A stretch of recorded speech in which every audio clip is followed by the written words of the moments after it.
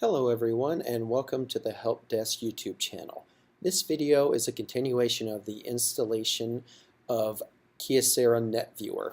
This video will actually show you how to pull the account counters and reset them.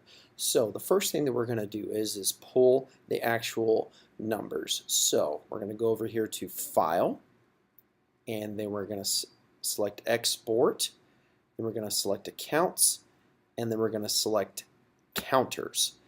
Now it defaults to XML, but make sure that you select CSV. This is a little bit easier to import and export, and it's also easier to edit. So I am just going to name this accounts and then hit save, and it says that it exported it, so we're going to hit OK.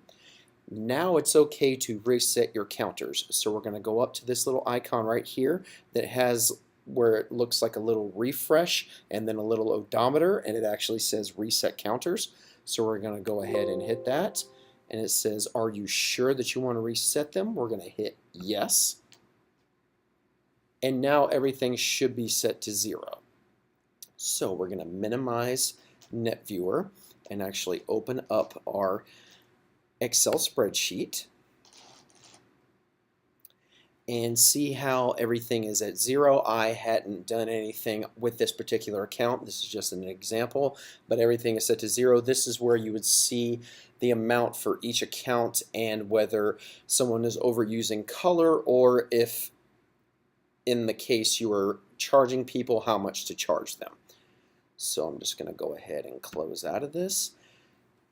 Now, this completes the video for pulling the meters and actually resetting them on NetViewer.